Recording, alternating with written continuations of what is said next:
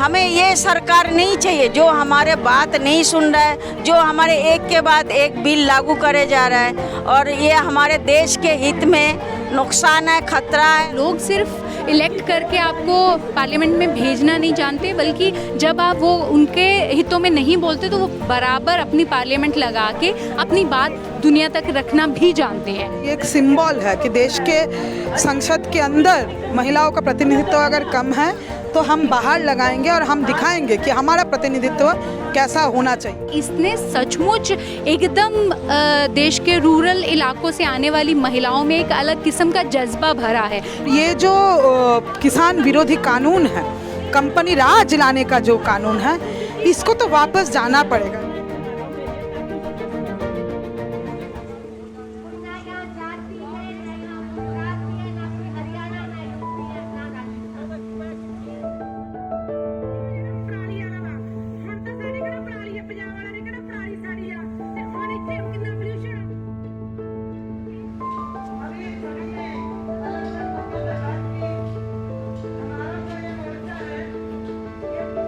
कि जब हमारे चुने हुए लोग हमारी बात आगे रखने में असमर्थ होते हैं, जब वो जानबूझ के हम समझते हैं कि नहीं वो बातें करते, क्योंकि जिस तरीके की सरकार को हमारे देश की जनता ने चुन के आगे भेजा है वो लोगों के हित में कम और कुछ कॉरपोरेट हाउसेस के हित में ज़्यादा भुगत रही है पिछले 7 साल से।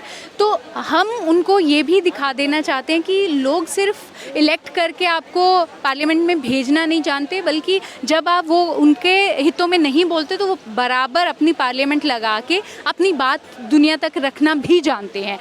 आज 9 अगस्त है और आज ही के दिन 1942 क्विट इंडिया, भारत छोड़ो, अंग्रेज़ों भारत छोड़ो, वो अंग्रेज़ जो इस देश में एक तरीके से कंपनी राज के वो नेक्स्ट लेवल अंग्रेज़ी हुकूमत था और इस देश के किसानों के खिलाफ, इस देश के मज़दूरों के खिलाफ जिसने हुकूमत किया, देश के लोगों ने उसको देश से बाहर निकाला। ये किसान आंदोलन ऐसे एक दौर में जिस समय महामारी के नाम पे पूरे देश में और लॉकडाउन का एक तरीके से फ़ायदा उठा के पूरे देश भर में लोगों का आवाज़ दबाया जा रहा है, किसान आंदोलन ने दिखाया कि देश के जनता में क्या ताकत है। और ये जो किसान विरोधी कानून है, कंपनी राज लाने का जो कानून है, इसको तो वापस जाना पड़ेगा, क्योंकि किसान कितने दिन टिक सकते हैं ये तो उन्होंने दिखा दिया।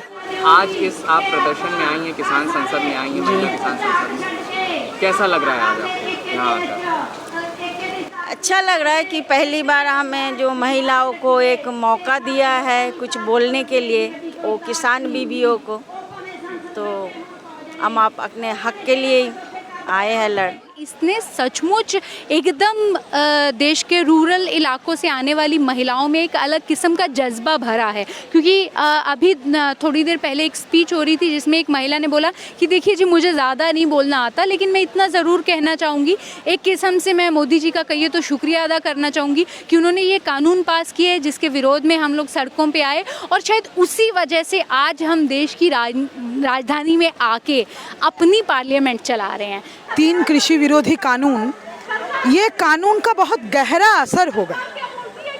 गहरा असर होगा मतलब इसमें पक्ष, एक तरफ किसान है, दूसरे तरफ कुछ कॉरपोरेट बॉडीज़ हैं, कुछ पूंजीपति कंपनियां हैं।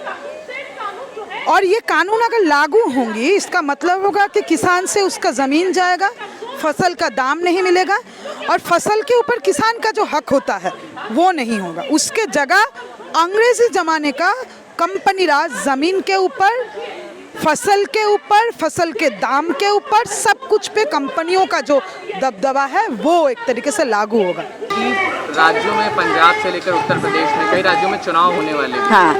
तो कई लोग ये कह रहे हैं कि जो किसान आंदोलन चल रहा है इसका प्रभाव भारतीय जनता पार्टी पर पड़ेगा, जब उन राज्यों में चुनाव होंगे उस पर भी असर पड़ेगा। तो आपको क्या लगता है कि बिल्कुल पड़ेगा। जैसे हमने बंगाल से हमने बीजेपी को हटाया है, ऐसे यूपी से भी हटाएंगे और ख़ास तौर से 2022 तक हम यूपी से योगी सरकार को हटाएंगे, क्योंकि योगी सरकार भी जो लागू कर रहा है वो भी हमारे लिए नुकसान है। शायद एक हिस्से को लग रहा होगा कि किसान तो सिर्फ और सिर्फ किसान मुद्दों पे ही बात कर रहे हैं, बल्कि ऐसा हरगिज़ नहीं है। किसान मुद्दों के साथ बेशक वो पिछले दिन रहे हों किसान संसद के या आज के दिन की ही बात करें, यहाँ पे मौजूद सांसदों ने देश के हर पॉलिटिकल मुद्दे पे बात रखी है, डिस्कशन की है, डिबेट की है। वो शिक्षा का सवाल हो, वो एम्प्लॉयमेंट का सवाल हो, वो महिला सुरक्षा का सवाल हो, मतलब कि वो माइनॉरिटीज़ का, रिलीजियस माइनॉरिटीज़ का सवाल हो, वो कास्ट एट्रोसिटीज़ का सवाल हो, सब पे लोगों ने यहाँ पे बात रखी है। सरकार कंपनियों के पक्ष में है।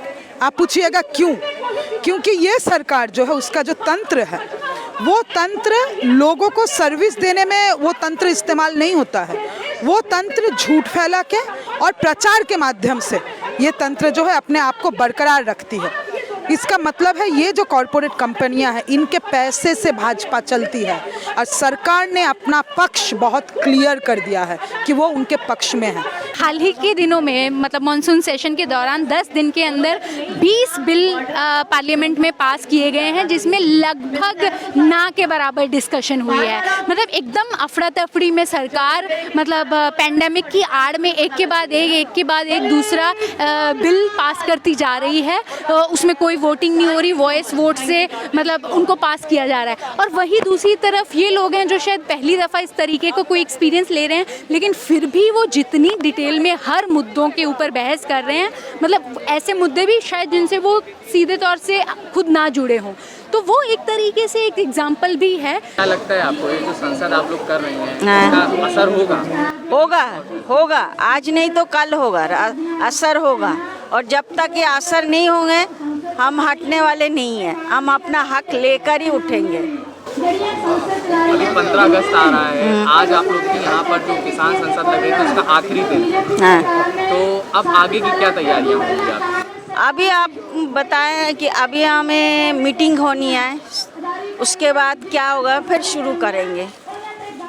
तो अभी लगा प्रदर्शन वहाँ पर 8 महीने से ऊपर हो गए हैं किसान आंदोलन होते हुए, लेकिन सरकार अभी सुनने के मूड में लग नहीं रही है। तो क्या लगता है आपको कि इस तरीके से किसान संसद करना और ये सारी चीज़ें उन पर दबाव बनाएंगी कि वो अपने कानून वापस लें, आप कुछ करें उसमें? बिल्कुल हम दबाव डालेंगे, क्योंकि ये जो सरकार है जो हमारे नहीं सुन रहे तो हम उनके भी नहीं सुनेंगे, क्योंकि हमें वही सरकार चाहिए जो जनता के हित में हो, जो जनता की बात सुने। हमें ये सरकार नहीं चाहिए जो हमारे बात नहीं सुन रहा है, जो हमारे एक के बाद एक बिल लागू करे जा रहा है, और ये हमारे देश के हित में नुकसान है, खतरा है, हमारे बच्चों का, आने वाले बच्चों के लिए भी खतरा है। और जब तक हम हर चीज़ से आज़ादी नहीं मिलेंगे तो हम उठेंगे नहीं आंदोलन से। बिल्कुल, मुझे पूरी उम्मीद है कि इस किसान आंदोलन का जो असर है वो देखने को मिलेगा आने वाले चुनाव में, क्योंकि उसका एक असर मतलब वो कितना ज़्यादा या कम था उसमें डिबेट डिस्कशन में नहीं जाऊंगी, लेकिन बिना शक उसका एक असर जो है वो हमें बंगाल चुनाव में भी देखने को मिला है। और अभी भी किसान नेता जाके यूपी के अंदर मिशन उत्तर प्रदेश की शुरुआत कर चुके हैं। तो इसलिए हम ये भी समझते हैं कि इस सरकार को इलेक्टोरल पॉलिटिक्स में चैलेंज करना बहुत ज़रूरी है। तो इस वजह से मैं हरगिज़ समझती हूँ कि आने वाले इलेक्शनों के दौरान खेती एक अहम मुद्दा ज़रूर रहेगी। और इंटरेस्टिंगली वो स्टेट भी ऐसे हैं, पंजाब है, यूपी है, जो खेती निर्धारित स्टेट हैं, तो इसलिए वहाँ पे ये सरकार इस मुद्दे से बच पाए ये पॉसिबल नहीं है। सरकार जिस किस्म का विजुअल्स क्रिएट करने की कोशिश कर रही है, लाल किला के सामने बड़े बड़े ट्रेलर ला के रखे जा रहे हैं 15 अगस्त के नाम पे, कहीं ना कहीं ये बह बनाने की कोशिश की जा रही है कि शायद किसान कुछ करने वाले हैं। ऐसा हरगिज़ नहीं है। अगर ऐसा कुछ भी लाल किले का कॉल होता, कुछ भी होता, तो वो अभी तक न्यूज़ में होता, वो अभी तक संयुक्त मोर्चा तय करके उसको बोल चुका होता। तो जो भी संयुक्त मोर्चा तय करेगा हम वही करेंगे। ये एक सिंबल है कि देश के संसद के अंदर महिलाओं का प्रतिनिधित्व अगर कम है तो हम बाहर लगाएंगे और हम दिखाएंगे कि हमारा प्रतिनिधित्व कैसा होना चाहिए। अभी तक संसद में महिला रिजर्वेशन का जो वो है वो लागू नहीं हुआ है। हमारे सारे संस्थानों में महिलाओं का प्रतिनिधित्व कम है। लेकिन हम अपने आप को ऑर्गेनाइज किया। पूरे किसान आंदोलन में महिला किसानों का जो भागीदारी है ज़बरदस्त रूप से दिखा। आप हमको इनविजिबलाइज नहीं कर सकते, अदृश्य नहीं कर सकते। हम हैं, और अगर हैं तो बोलेंगे। हम खेती में हैं, हम छात्र हैं, हम मजदूर हैं, हम सब कुछ हैं।